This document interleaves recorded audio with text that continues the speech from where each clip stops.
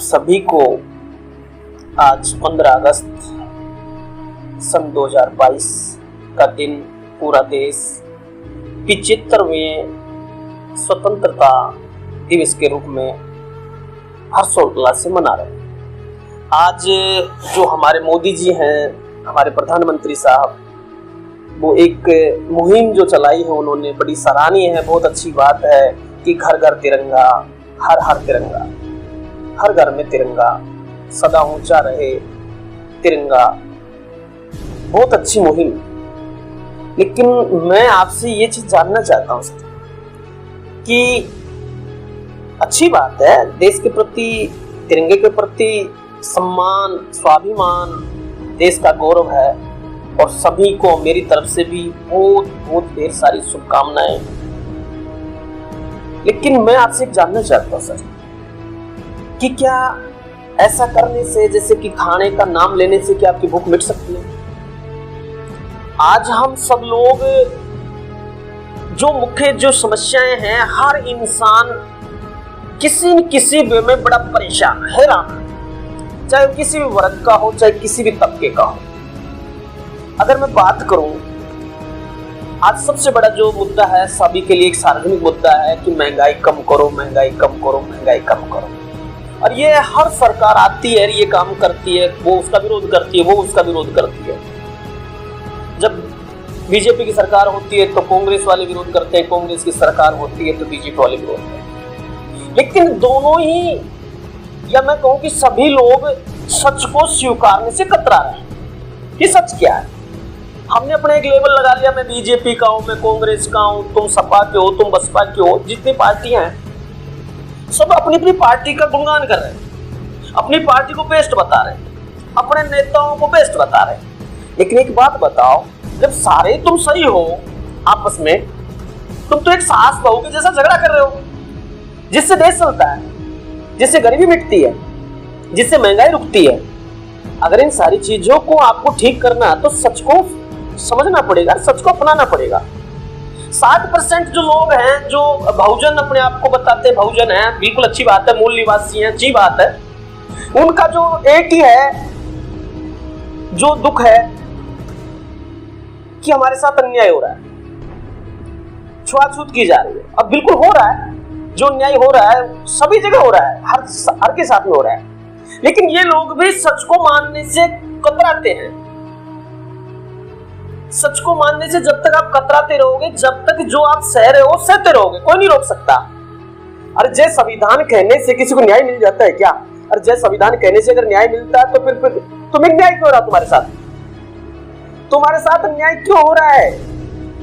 तुम तो दिन रात जय संविधान करो, मैं भी करता हूं, सब करो, लेकिन जय संविधान करने से न्याय मिला क्या किसी को? अंधभक्त क्यों बने हुए हो? जय संविधान कहने से न्याय नहीं मिलता, ना मिलेगा। सच को स्वीकारने से न्याय मिलेगा कि गलती कहां हो रही है, गलती किस जगह हो रही है, जिस वजह से आज हम बहुजन होते हुए, मूल निवासी होते हुए, अगर मैं आप पूरी आबादी लगभग 80% आबादी है, उसके बावजूद 80% आबादी के ऊपर तुम्हारे ऊपर शोषण कैसे हो रहा है? कौन कर रहा है? वो शोषण तुम खुद कर रहे हो। तुम मूल मुद्दे की बात नहीं करते हो, जो प्रॉब्लम है उस चीज को ठीक करने की बात नहीं करते हो। तुमने केवल एक चीज पकड़ रखी है, जय संविधान, जय संविधान, जय भीम, जय भीम। अरे करो, अच्छी बात है, जय संविधान जय भीम करने से ये तो वही बात हो गई। खाने का नाम लेते जाओ, तुम्हारा पेट भरता जाएगा, फिर तुम्हें खाने की जरूरत ना पड़ेगी। वो संविधान जो तुम्हें न्याय नहीं देता, बनाने वाला तुम्हारा मसीहा, आबादी सबसे ज्यादा आपकी, फिर उसके बाद में तुम्हें न्याय क्यों नहीं मिल रहा? तुम असली मुद्दे की बात क्यों नहीं करते? असली मुद्दे की बात करो कि सबको न्याय मिलना चाहिए। पहला मुद्दा है, सबको न्याय मिलना चाहिए। जय संविधान मत करो, बात ये करो, सबको न्याय मिलना चाहिए। अब तुम फिर भी कहते हो जय संविधान करेंगे। अरे जय संविधान करने से न्याय मिलता तो आज तक किसी को न्याय क्यों नहीं मिला? जब देश का सुप्रीम कोर्ट का जज कह चुका है इस बात को, जज साहब कह रहे हैं कि अगर आपके पास पैसा नहीं है तो न्याय के बारे में सोचना भी मत। ये मैं नहीं कह रहा, ये आपका संविधान कह रहा है। ये आपका संविधान कह रहा है, जो सर्वोच्च पद पे विराजमान न्यायाधीश महोदय कह रहा है कि अगर आपके पास पैसा नहीं है ना तो न्याय के बारे में सोचना भी मत। न्याय मिलना तो दूर की बात है। अब लेकिन आप क्या कर रहे हो? ऐसा क्यों है? ये किसने सिखाया कि बिना पैसे के न्याय नहीं मिलेगा? अब तुम दलित हो, तुमने ये बना रखा है अपने आपके ऊपर, एक बहुत बड़ा ढिंडोरा बना रखा है, दलित हूं मैं, दलित हूं मैं, दलित हूं। अब यार एक बात बताओ, तुम दलित हो, जब तुमने दलित बना के, उसके पास तो पैसा ही नहीं है, तुम्हारे साथ अन्याय होगा ही होगा। जब अन्याय होगा तुम न्याय मांगने जाओगे, तुम्हारे पास पैसा नहीं है, तुम्हें न्याय नहीं मिलेगा, तो फिर अन्याय कौन सह रहा है? आप ही सह रहे हो ना। तो इसको बंद करो, बात ये करो कि सबको न्याय मिलना चाहिए। नंबर 1, सबको न्याय मिलना चाहिए। जब सबको न्याय मिल जाएगा तो किसी के साथ अन्याय नहीं होगा। नंबर 2 बात करते हैं, दूसरा मुद्दा है सबको रोजगार मिले। सबको रोजगार मिले, सब कहते हो रोजगार मिले, रोजगार मिले, रोजगार मिले, लेकिन ये मुद्दा भी मुझे बताइए, ये मुद्दे पे बात क्यों नहीं करते कि रोजगार मिलेगा कैसे? इस पे कभी विचार किया? रोजगार आसमान में से थोड़ी बरसेगा, रोजगार मंदिर मस्जिद में से थोड़ी निकलेगा। लेकिन हम लोग उस मुद्दे को छोड़ के हम लोग लगे हुए, तू हिंदू है, तू मुसलमान है, तू सिख है, तू ईसाई है, धर्म के नाम पे लड़ने में, धर्मावलंबी बनने में कि मैं मुसलमान हूं, मैं हिंदू हूं, मैं सिख हूं, मैं ईसाई हूं। अरे धर्म की बात नहीं है, सबसे बड़ा मुद्दा बनाओ कि मैं सबसे पहले एक इंसान हूं। अगर आप एक इंसान हो तो आपको किसी भी धर्म के बारे में गुणगान करने की जरूरत नहीं है। और आप इंसान हो तो किसी भी धर्म के हो सकते हो, लेकिन आप में इंसानियत नहीं है तो किसी भी धर्म के नहीं हो सकते। लेकिन हमने मुद्दा बना रखा है धर्म को। दूसरा हमारा मुद्दा है हम हिंदू हैं। ओके, हिंदू सनातन है, मैं मानता हूं। सनातन का परिभाषा क्या है, सनातन क्या है, इस मुद्दे पे न जाने की बजाय केवल इस मुद्दे के बारे में जाना, इसके बारे में बहस की आप लोगों ने।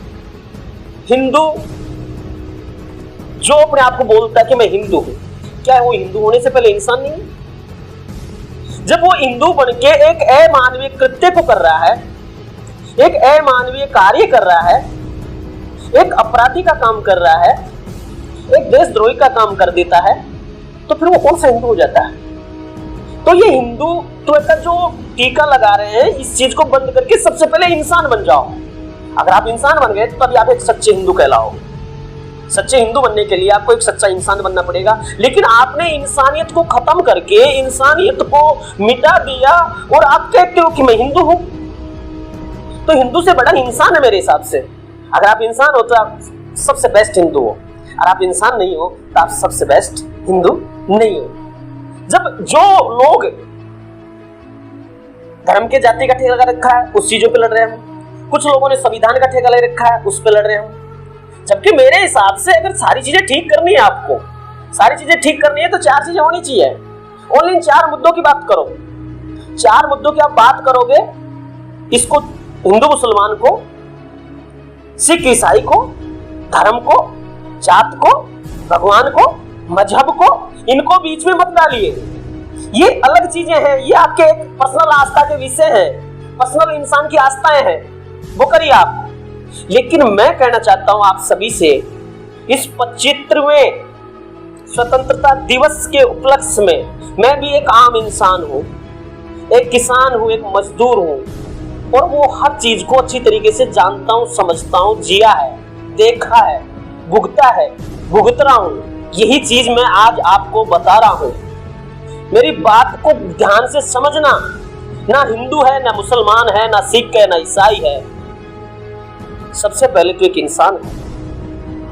जय संविधान की बजाय बात करो न्याय क्यों नहीं मिल रहा, बात करो न्याय चाहिए मुझे। लेकिन आप लोग जो उसके बारे में जानते भी नहीं हो, लेकिन आपने ढिंडोरा पीट लिया जय संविधान, जय संविधान। जब संविधान में इतना दम है और संविधान इतना अच्छा है, तो फिर आज 75 वर्षों से भी आप क्यों अत्याचार और अन्याय के शिकार हो रहे हो? क्यों हो रहे हो? क्यों आज हत्याएं हो रही है? क्यों आज तुम्हारे साथ जुर्म हो रहा है? क्यों आज आपको न्याय नहीं मिल रहा है? अगर सही है तो मिलना चाहिए ना, लेकिन मिल नहीं रहा किसी को भी। फिर अंधभक्ति क्यों? तो इन सारी चीजों से बाहर निकलो। तुम जातियों की बात करते हो, हिंदू, पहले तो हम हिंदू बनते हैं, फिर हिंदू के बाद में हम जातियों पे आ जाते हैं। तू रेगर है, तू चमार है, तू ढेड़ है, तू धोबी है, तू धान का है, मैं ब्राह्मण हूँ, तू मीणा है, तू सांसी है, तू कंजर है, तू गुजर है। हम जाति पे आ जाते हैं। चलो मान लेते हैं कि आप सभी अपनी अपनी जाति को सर्वश्रेष्ठ मानते हो। हर आदमी अपनी जाति को लेकर बड़ा वो करता है कि मैं इस जाति का हूं, मेरी जाति सबसे श्रेष्ठ है, मेरी जाति सबसे श्रेष्ठ है। लेकिन एक बात पूछता हूं आपसे, फिर आपकी जिसकी सर्वश्रेष्ठ है वो तो सुखी होना चाहिए ना भाई। जो अपने आप को सर्वश्रेष्ठ जाति समझता है, सर्वश्रेष्ठ सबसे बड़ी जाति मानता है कि मेरी जाति सबसे श्रेष्ठ है, मैं राजपूत हूं, मैं क्षत्रिय हूं, मैं ब्राह्मण हूं, मैं वैश्य हूं, मैं शूद्र हूं। लेकिन एक बात बताइए, आपकी जाति बेस्ट है, बिल्कुल बेस्ट है, आपका कुल बेस्ट है, आपकी जाति बेस्ट है, बहुत बढ़िया है। लेकिन एक बात बताओ, फिर तुम सुखी क्यों नहीं हो? तुम सारे दुखी क्यों हो? तो मैं आपसे निवेदन करना चाहूंगा कि जाति से बाहर निकलिए, जाति से बाहर निकलिए। जाति के पीछे जाइए, जातियां क्यों बनी? क्या है जाति? जाति कुछ भी नहीं है, इस सिस्टम व्यवस्था के पार्ट हैं। उस जाति के बिना आप सब अधूरे हो, क्योंकि सबने अपनी अपनी जगह पे रोल निभाया, अपना अपना कर्म किया, इस वजह से तुमने उसको जाति मान लिया। वो जातियां नहीं है, वो उल्टे आपके एक सिस्टम के, आपका जो जीवन चल रहा था, सिस्टम चलता था, उसके पात्र थे। दर्जी कपड़े सिलाई करके देता था, एक शुद्र अनाज पैदा करके देता था। आप सोचिए, तो सबने अपना अपना कर्म निभा रहे हो भाई। तुम आप उलझ गए जातियों में। जातियों से बाहर निकल के एक बार सोचो कि आप एक इंसान हो। जाति से पहले आप एक इंसान हो। अगर आप इंसान हो तो किसी भी जाति में आप सर्वश्रेष्ठ हो, और आप इंसान नहीं हो तो किसी में भी आप सर्वश्रेष्ठ नहीं हो। तो जाति से बाहर निकलिए। अगर सब चीज ठीक करनी है तो मैं 4 मुद्दे बताता हूं, 4 सवालों में आपके सभी के जवाब देता हूं, और इन 4 के अलावा कोई भी व्यवस्था और आपके पास हो तो आप मुझे बता सकते हो, और होती तो शायद ये व्यवस्था, अब तक हालात ऐसे नहीं होते। पहली व्यवस्था, पहला काम होना चाहिए, सबको न्याय मिलना चाहिए। और सबको न्याय तभी मिलेगा जब आप जय संविधान करने की बजाय उस गुनहगार को सजा मिलेगी, उस मुजरिम को सजा मिलेगी, तब न्याय मिलेगा। और उसका न्याय आपके हिसाब से मिल नहीं सकता, तो मैं आपको उसका रास्ता बताता हूं कि सबको न्याय कैसे मिल सकता है। किसी के साथ अन्याय नहीं होगा। जिसने अन्याय किया है उसके साथ में वकील नहीं होना चाहिए। जब आप, एक बात बताएं मुझे, एक तरफ आपके साथ अन्याय हुआ, आप न्याय के लिए न्यायालय में पहुंचे, और न्यायालय में पहुंचे तो जिसने अन्याय किया वो तो आपसे दबंग था ना, वो तो आपसे शक्तिशाली था, आप पैसे वाला था, तभी तो आपके ऊपर दबंगाई की उसने। अब आप जाते हो 5,500 का वकील करते हो क्योंकि आपकी स्थिति बहुत कमजोर है, और वो 5,000 का वकील करता है। अब दोनों आपस में मुकदमे लड़ते हो, न्याय मिलेगा आपको? क्योंकि जब न्याय पैसे में बिकता हो तो न्याय उसी को मिलेगा जिसके पास पैसा है। और आज की जो व्यवस्था है, चाहे साहब जिसको कोई भी कुछ भी नाम दो, चाहे कोई सी भी पार्टी हो या कोई सा भी तुम्हारा आपका संविधान हो, कुछ भी बोलो आप, लेकिन एक बात का ध्यान रखो, सबका मकसद एक ही है कि अगर जिस दिन न्याय मिल गया सारी व्यवस्था ठीक हो जाएगी। और न्याय तभी मिलेगा जब हम न्याय की बात करेंगे, हक की बात करेंगे। जो आज चल रहा है, जिसके पास जैक है, जूता जुगाड़ है, जिसके पास जैक है, जूता जुगाड़ है, उसी का जीना, बाकी सबका बुरा हाल है। लेकिन हम लोग अंधभक्त बने हुए हैं। तो सबसे पहले न्याय मिलना चाहिए। न्याय के लिए जिसने अन्याय किया उसके साथ वकील नहीं होना चाहिए। जब उसके साथ वकील नहीं होगा तो न्याय तीव्र गति से मिलेगा। और जिसके साथ अन्याय हुआ है, जिसके साथ अन्याय हुआ, उसको फ्री वकील मिलना चाहिए गवर्नमेंट से, उसको फ्री वकील मिलना चाहिए गवर्नमेंट से बिना फीस का। और जिसने क्राइम किया है उसको वकील नहीं होना चाहिए। किसी के साथ भी न्याय नहीं होगा, न्याय मिलेगा। लेकिन जब पैसे में, जब तक न्याय को खरीदोगे, और ये जो आपका संविधान जब तक पैसे में न्याय को बेचेगा, तब तक किसी को न्याय नहीं मिलेगा, क्योंकि आप तो पहले से ही दलित हो, पहले से ही गरीब हो। कैसे मिलेगा आपको न्याय? तो इससे बाहर निकलो, इस अंधभक्ति से बाहर निकलो। दूसरा, सबसे पहले सबको न्याय मिले, फ्री मिले। जब पैसा देके तुमने न्याय मिला तो तुम्हारे साथ तो अन्याय हो गया। पैसा देके तुम्हें न्याय मिल रहा है तो तुम्हारे साथ तो न्याय हो गया, फिर तुम्हारे साथ न्याय कहां हुआ? तो सबको न्याय फ्री मिलना चाहिए। नंबर 2, शिक्षा फ्री मिलनी चाहिए, शिक्षा सबको फ्री मिलनी चाहिए। बिल्कुल भी शिक्षा का व्यवसायीकरण नहीं होना चाहिए, न शिक्षा का नाम पे बिजनेस होना चाहिए। शिक्षा फ्री मिलनी चाहिए। जो स्टूडेंट, जो छात्र जिस सब्जेक्ट में रुचि रखता है, जिसमें इंटरेस्ट है, उसी के आधार पे उसको एजुकेशन दी जाए, बिल्कुल फ्री दी जाए। शिक्षा फ्री, न्याय फ्री। तीसरी, सबको रोजगार मिलना चाहिए। अब रोजगार मिलना चाहिए, जो प्रकृति दत्त संसाधन सुविधाएं थी उनका दोहन हम लगभग पूरा कर चुके हैं।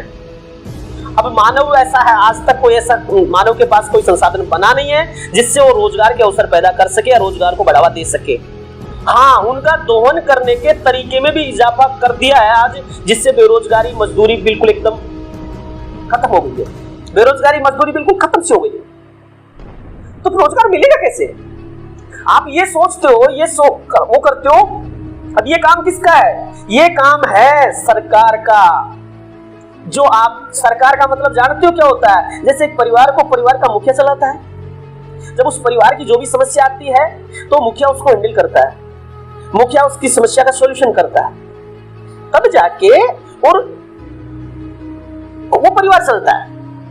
उसी प्रकार जो देश का मुखिया है, देश का मुखिया होता है सरकार। सरकार एक पूरा सिस्टम होता है जिसमें ये सारी चीजें होती है।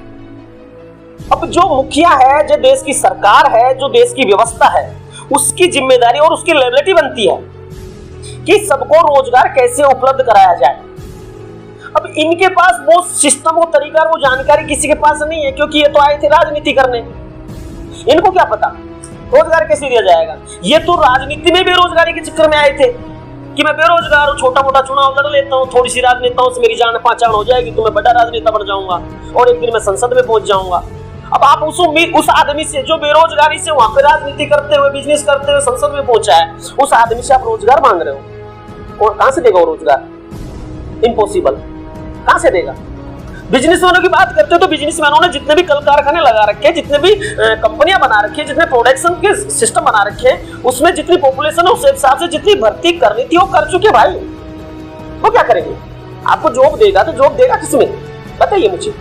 सरकार के पास जो सिस्टम था, जो व्यवस्थाएं चल रही थी, जितनी नौकरियां दे सकती है वो दे रही है ना, और कहां से देगी?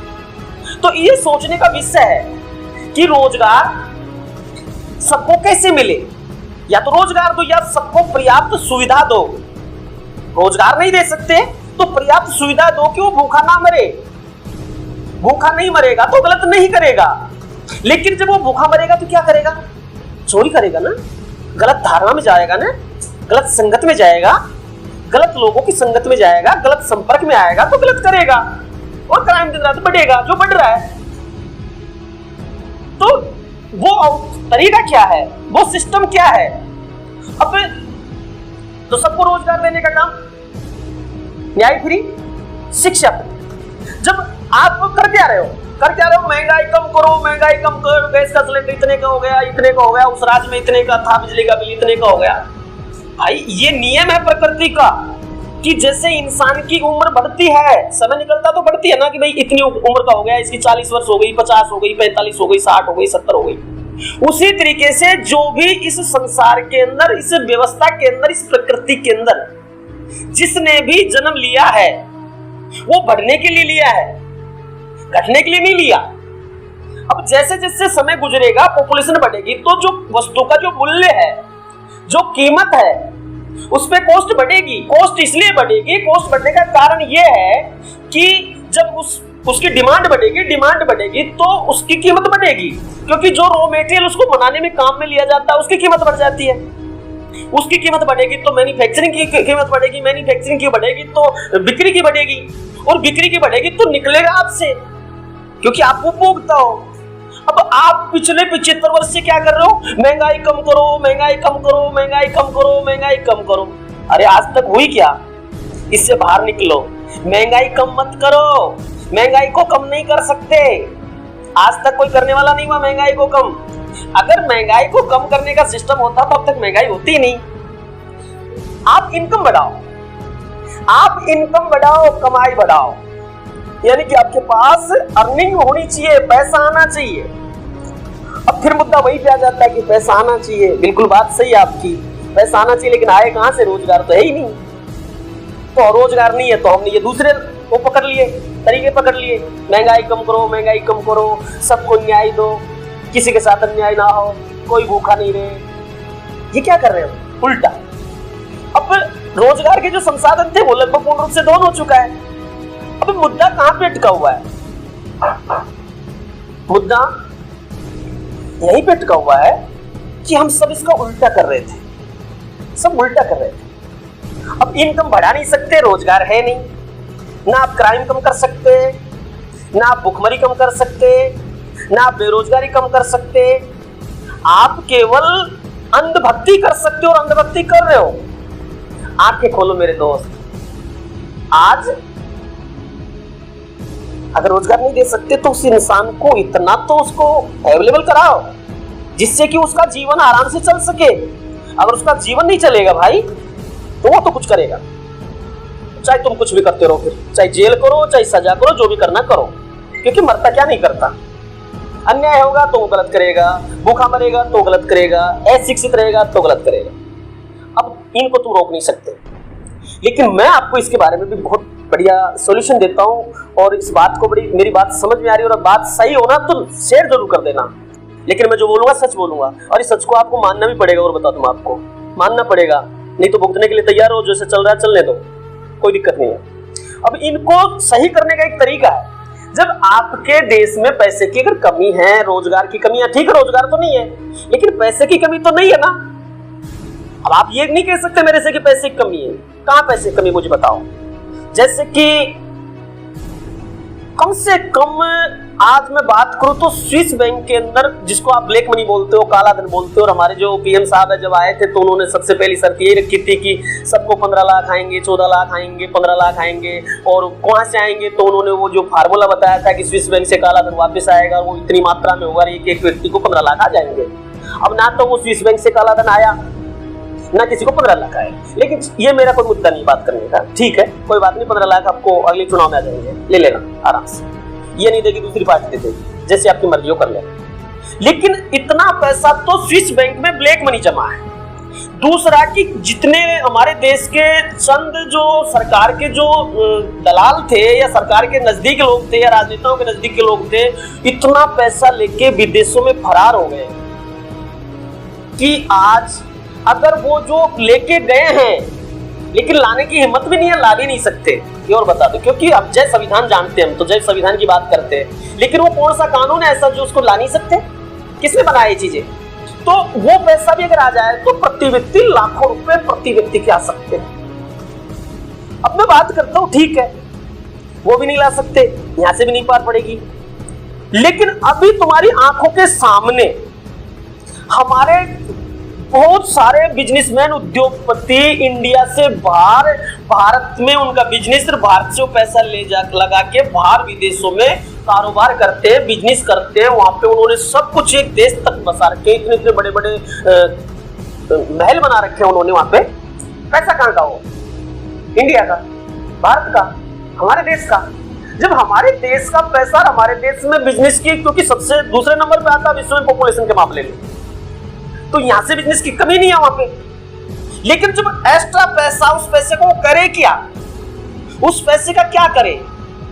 क्योंकि वो लोग बिजनेसमैन नहीं है, वो लोग हैं आने वाले समय के, जैसे पहले राजा महाराजा करते थे, जैसे पहले बात लूट लाट के इकट्ठा करना, लूटना पब्लिक से, वो लोग ये काम कर रहे हैं। अब आपको ये तो पता है कि इनके पास जो पैसा आ रहा है इतना मोटा, वो कहां से आ रहा है, कहां से जा रहा है?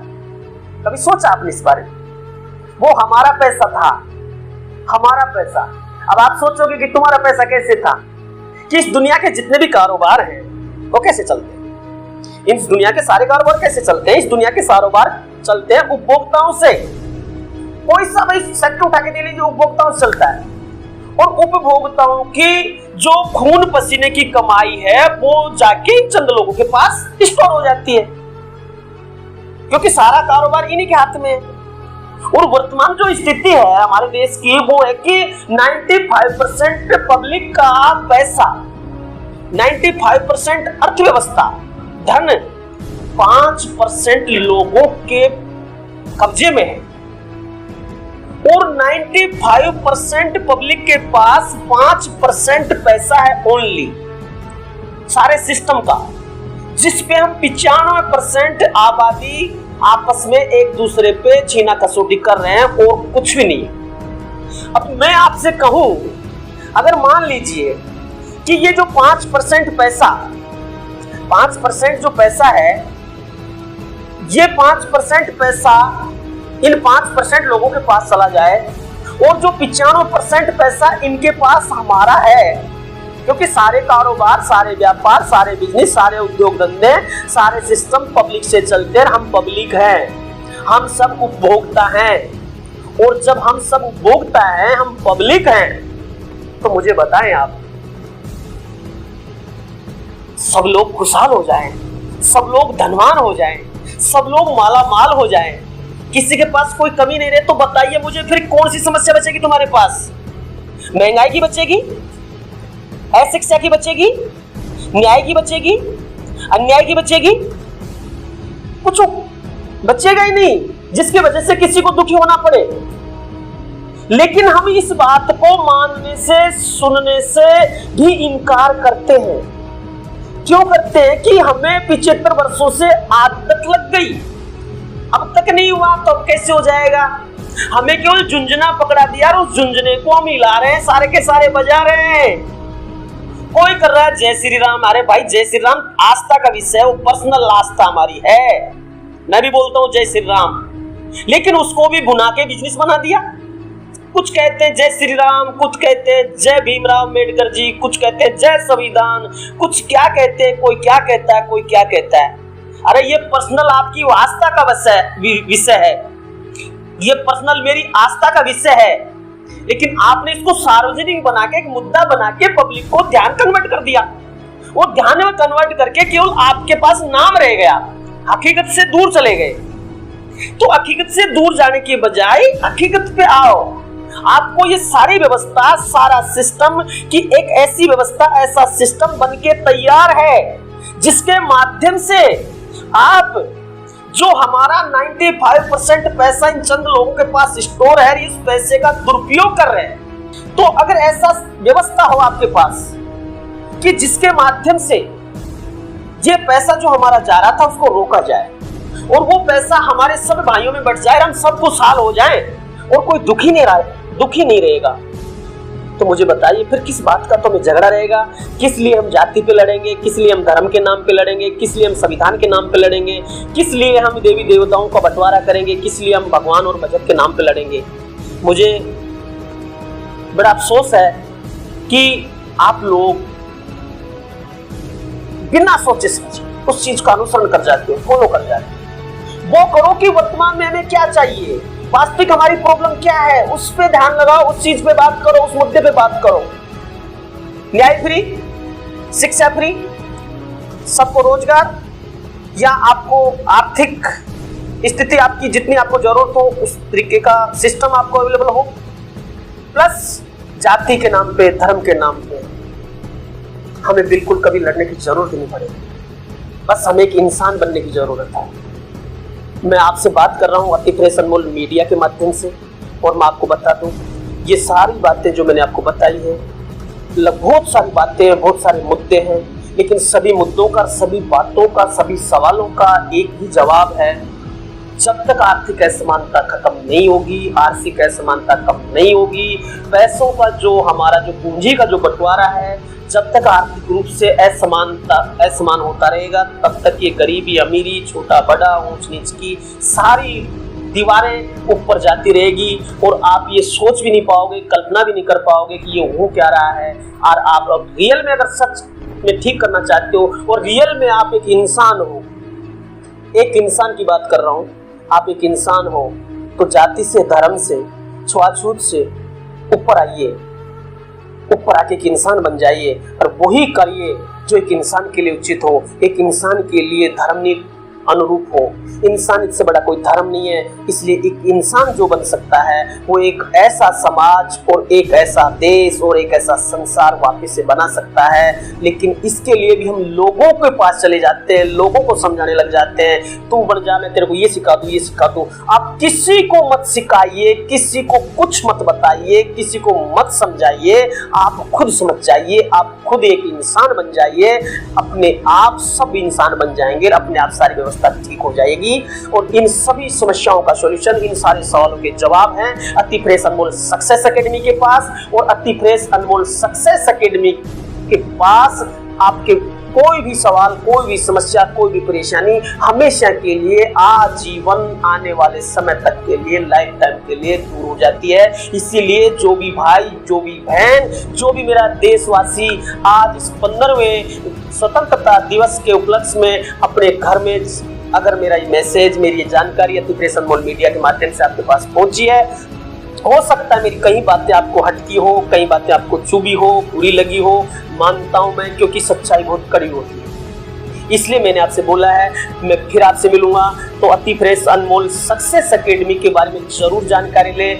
ये आपको जानकारी लेने के लिए कहीं जाने की जरूरत नहीं है। अपने फोन में atifreshacademy.com सर्च करें, atifreshacademy.com सर्च करें, atifreshacademy.com सर्च करोगे आपको वहाँ पे पूरी जानकारी के लिंक मिल जाएंगे। फेसबुक पेज का मिल जाएगा, यूट्यूब का मिल जाएगा, इंस्टा का मिल जाएगा, सभी जो लिंक है आपको वहाँ पे मिल जाएंगे। वहाँ पे जाके आप पूरी जानकारी लें, विस्तार से लें, परिवार के साथ लें, दोस्तों के साथ लें। फिर भी आपका कोई सवाल बने तो आप मुझे मैसेज कर सकते हैं, मुझे कॉल कर सकते हैं। लेकिन आपको मुझसे बात करने के लिए मेरे व्हाट्सएप नंबर पे 9672067549 पे अपना नाम और मैसेज भेज देना। मैं जैसे टाइम मिलेगा जरूर आपको कॉल करके जो भी आपकी समस्या होगी उसका सॉल्यूशन आपको घर बैठे मिलेगा। लेकिन आज रियल में आप आजाद होना चाहते हो, रियल में स्वतंत्र होना चाहते हो, आज मानसिक रूप से आप गुलाम हो, आर्थिक रूप से आप गुलाम हो, राजनीतिक रूप से आप गुलाम हो, हर तरीके से शारीरिक रूप से गुलाम हो कि कहीं न कहीं किसी न किसी को कोई बीमारी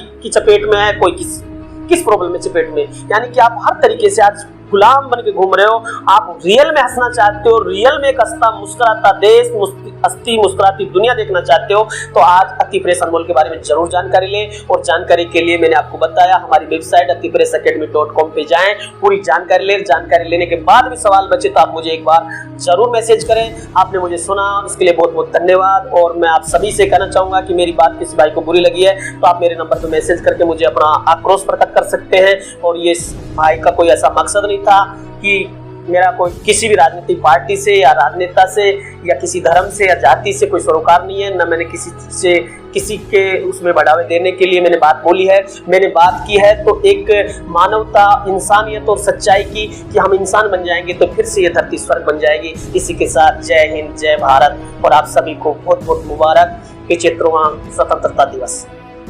थैंक यू, धन्यवाद।